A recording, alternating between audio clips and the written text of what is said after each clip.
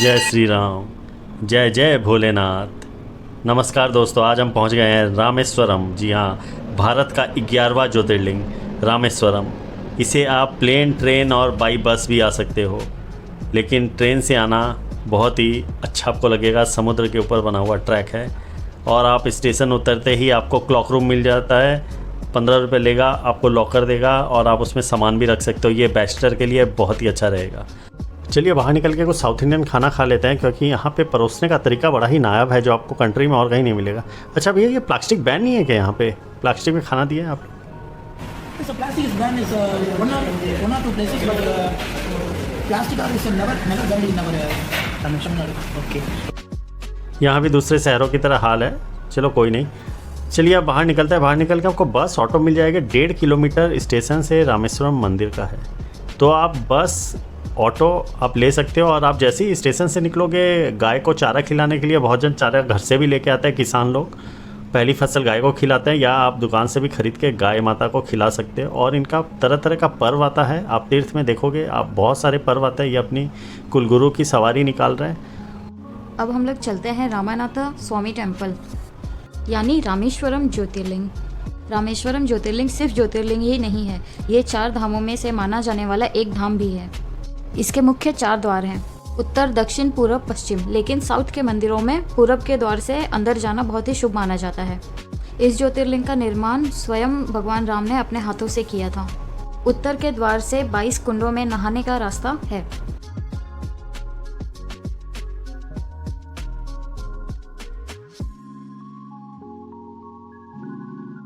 अब हम लोग मुख्य द्वार की तरफ चलेंगे, लेकिन उससे पहले मुख्य द्वार के सामने ही अग्नि तीर्थम है, जिसमें हम स्नान करेंगे पहले। तो हम मुख्य द्वार के समीप पहुंच चुके हैं। ये पूर्व का द्वार है, जिसे हम मुख्य द्वार बोलते हैं। ज़्यादा श्रद्धालु इसी गेट से अंदर जाते हैं। और हम पहुंच चुके हैं तीर्थम, अग्नि तीर्थम में, जहां हम स्नान करके फिर मंदिर में जाएंगे। यहाँ पे मान्यता है कि आप जब भी मंदिर आएँ, पहले आप समुद्र में अग्नि तीर्थम के इधर स्नान करें और उसके बाद आप मंदिर में जाएं और 22 कुंड में फिर नहा के फिर मंदिर जाना होता है। हम जब यहाँ पहुँचे तब हमने देखा काफ़ी लोग गांव से अपनी फसल लेके आए हुए हैं और वो समुद्र देवता को और इस अग्नि तीर्थम को अपनी फसल ग्रहण करवा रहे हैं। और मैंने जब इन लोगों से पूछा कि ये क्या हो रहा है, तो ये ना मेरी भाषा समझ पाए ना मैं इनको समझा पाया, लेकिन ये बड़े हर्षोल्लास से और पूरे एंजॉयमेंट कर रहे हैं। और मुझे भी देख के अच्छा लगा कि हम अलग है लेकिन हम एक है। हमारी सभ्यता और संस्कार सारे एक है।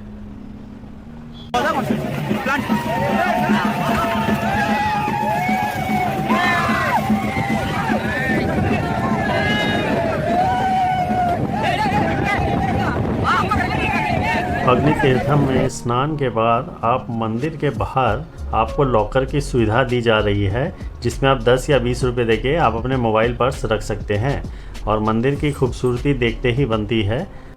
अब हम चलेंगे अग्नि तीर्थम से नहाने के बाद 22 कुंड जो मंदिर के अंदर है। ये नॉर्थ द्वार के से जाया जाता है अंदर, तो आप इसमें अंदर जाके 22 कुंड से नहा सकते हो। बाहर आपको पांडा मिलेगा, यानी पंडित जी मिलेगी, आपको उनके साथ जाना है और 25 रुपये जाने का टिकट मिलेगा। भारतवर्ष में जितने भी तीर्थ है सबका पानी यहाँ आपको मिलेगा। जब आपके ऊपर पानी डाला जाएगा तो आपको मीठा लगेगा, लेकिन जैसे ही आप बाहर आओगे वो पानी खारा में बदल जाएगा, यानी नमकीन हो जाएगा। और आप यहाँ का जल भर के अपने घर भी ले जा सकते हो। रामेश्वरम विश्व का सबसे लंबा कॉरिडोर है। ये कॉरिडोर 1000 फीट लंबा है और 650 फीट चौड़ाई है इसकी, और इसकी जो हाइट है 125 फीट है। यहाँ 3 विशाल गलियारे हैं। पहला गलियारा सबसे पुराना है और 12वीं शताब्दी का है। दूसरे गलियारे में 108 शिवलिंग है। तीसरा गलियारा सबसे बड़ा और आकर्षक है, इसमें 1212 खंभे हैं। ये स्तंभ इस प्रकार से लगाए हुए हैं कि आपको लगता है कि आपके साथ चल रहे हैं। इन स्तंभों के ऊपर जो हम आकृति देख रहे हो बहुत ही आकर्षक है, और तो ये चमकीले रंगों में की गई है। यदि आप इन्हें दूर से देखेंगे तो ये एक जैसे लगते हैं, यदि आप इसे पास से देखें तो इनमें अलग अलग कलाकृति की गई है। और ये इतने विशाल है कि इसमें कई हाथी एक साथ प्रवेश करते हैं। यहाँ पर 2 शिवलिंग स्थापित है, जिसमें से हनुमान जी एक शिवलिंग लेकर आए थे और दूसरा प्रभु श्री राम ने स्वयं अपने हाथों से बनाया था। जो ज्योतिर्लिंग श्री राम ने बनाया था वो समुद्र की रेत से बनाया हुआ है। तो आइए अब हम श्री रामेश्वरम ज्योतिर्लिंग के दर्शन करते हैं।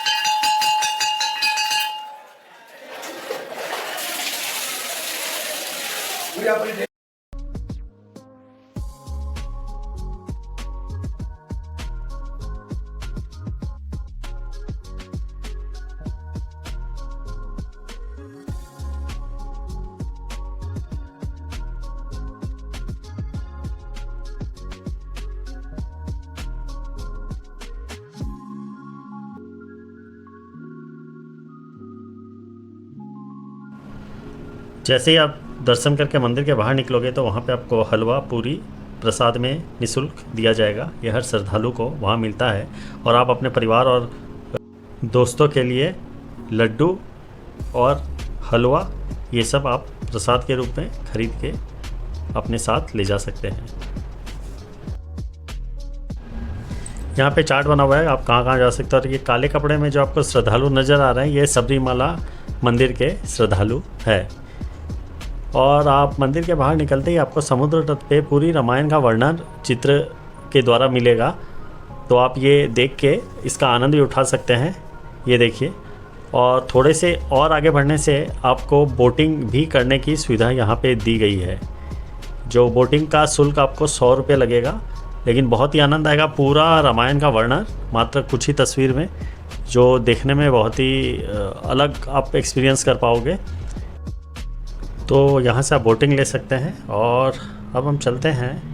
हमने स्टेशन के बाजू से ही स्कूटी रेंट पे लिया है, तो हमने फ़ैसला किया कि रामेश्वरम से धनुषकोटी आपको स्कूटी के साथ दिखाएंगे। इसमें 3-4 स्पॉट आएंगे, तो हम लोग मिल के विज़िट करते हैं। पहले हम धनुषकोटी चलते हैं, उसके पहले रास्ता में कुछ खा लेते हैं। जो साउथ इंडिया में फेमस है इडली, वड़ा, सांभर, चटनी और डोसा, तो वही हम खा के आनंद उठा रहे हैं। यहाँ का टेस्ट थोड़ा खट्टा में आता है, तो आपको अच्छा लगेगा। और ये देखिए खूबसूरत रास्ता, और रास्ते के दोनों तरफ समुद्र और आप हो बीच में। ये बहुत ही अच्छा फीलिंग आएगा आपको, और ऐसा नज़ारा आपको शायद कहीं नहीं मिलेगा, क्योंकि ये भारत का सबसे आखिरी रास्ता है। और आपको थोड़ा थोड़ा इसमें लेह का फील आएगा। वहाँ पे पहाड़ पर्वत आपको देखने मिलेंगे, लेकिन यहाँ पे आपको दोनों तरफ समुद्र ही समुद्र मिलेगा, और बहुत ही बढ़िया। और आपको ये जानकर बड़ा आश्चर्य भी होगा कि धनुषकोटी में अभी कोई इंसान नहीं रहता है, लेकिन 1960 में वहाँ सुनामी आई थी। वहाँ हमारी ट्रेन भी चलती थी, वहाँ रेलवे स्टेशन भी हुआ करता था, लेकिन सुनामी में आने से वो सारा कुछ बर्बाद हो गया। तो अभी सिर्फ वहाँ पे निशान आपको देखने मिलेंगे, जो हम आपको दिखाएंगे। ये देखिए कुछ मछुआरे जहाँ मछली पकड़ते हैं, और माना ये भी जाता है कि कुछ मछुआरे अभी भी धनुषकोटी में ही रहते हैं। वो उस चीज़ से निकल नहीं पाए कि धनुषकोटी ख़त्म हो चुका है, तबाह हो चुका है। ये एक टूरिस्ट प्लेस बन चुका है। और ये जो आप पिलर सामने देख रहे हो, ये हम लोग का अशोक स्तंभ बना हुआ है, और ये आपका आ रहा है आखिरी रास्ता इस भारत भूमि का। जो आप रामेश्वरम आए तो यहाँ ज़रूर आएँ, और आप रामेश्वरम से बाइक या स्कूटी लेके आएँ तो आपको अलग ही मज़ा आएगा। चाहे आप कोई भी वेदर में आएँ, लेकिन यहाँ पे आपको आके ऐसा लगेगा जो आपने कभी फील नहीं किया होगा।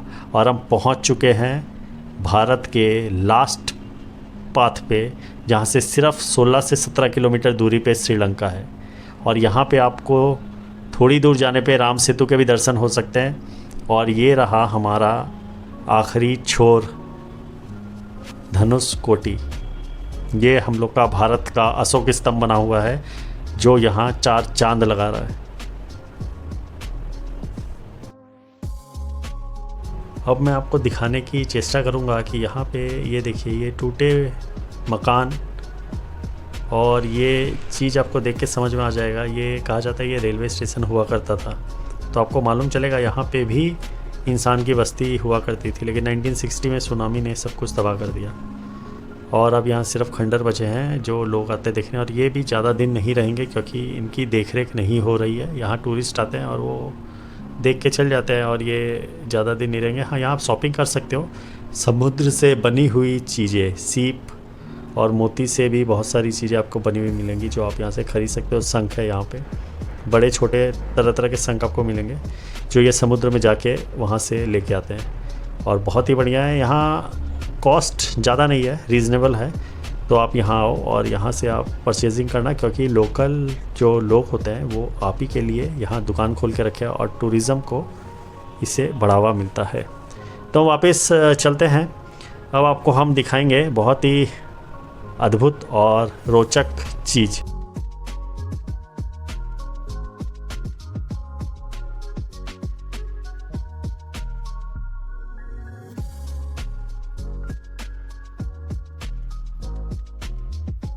पाम्बन पुल भारत के तमिलनाडु राज्य में पाम्बन द्वीप को मुख्य भूमि में पंडपम से जोड़ने वाला एक रेल सेतु है।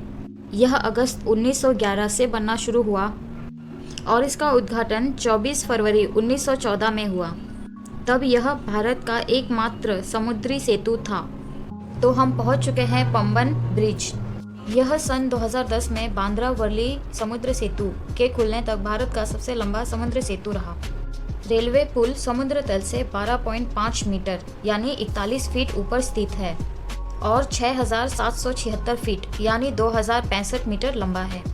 पुल में कुल 143 खंभे लगे हुए हैं और यहाँ से रेल जाती हुई बहुत ही खूबसूरत लगती है। यह एक बहुत ही अच्छा पर्यटक स्थल भी है। जब आप रेल से रामेश्वरम जाएंगे तो आपको ऐसे लगेगा कि रेल और समुद्र का मिलन हो रहा है। फ्लोरिडा के बाद ये दुनिया के सबसे संक्षारक वातावरण में स्थित है, जिससे इसका रख रखाव एक चुनौतीपूर्वक कार्य है। इसके अलावा इसमें 2 पत्थरों से बना हुआ एक बेस्क्यूल खंड बना हुआ है, जिसमें seizure rolling type lift span होते हैं। इन्हें जहाज़ों से आने जाने के लिए उठाया जा सकता है। प्रत्येक पतरे का वजन 415 टन है। पुल के दोनों पतरे लीवर का उपयोग करके मैनुअल रूप से खोले जाते हैं। तो जैसे कि आप ये ब्रिज देख रहे हैं, ये है फोल्डिंग ब्रिज। बहुत ही सुंदर है। अगर आपकी किस्मत अच्छी रही तो आप इसे फोल्ड होते हुए भी देख सकते हो। तो यहाँ से हम चलते हैं। अब आपको और एक इंटरेस्टिंग जगह हम ले जाने वाले हैं, जो हमारे भारत के पूर्व राष्ट्रपति, एक सच्चे भारतीय, श्री APJ अबुल कलाम का घर, जिसे अभी म्यूज़ियम में कन्वर्ट कर दिया गया है। तो हम सीधे चलते हैं वहाँ पे। ये देखिए APJ अबुल कलाम का घर, और जिसे अब म्यूज़ियम में कन्वर्ट कर दिया गया। यहाँ उनके बारे में बहुत सारी रोचक जानकारी है जो आप नहीं जानते हो, तो आप ज़रूर आए। ये रामेश्वरम का मस्ट विज़िट प्लेसेस में से एक है। तो हमारा आज का सफ़र यहीं तक है। हम मिलेंगे अगले वीडियो में एक नई जगह पे। तब तक के लिए जय श्री राम, हर हर महादेव।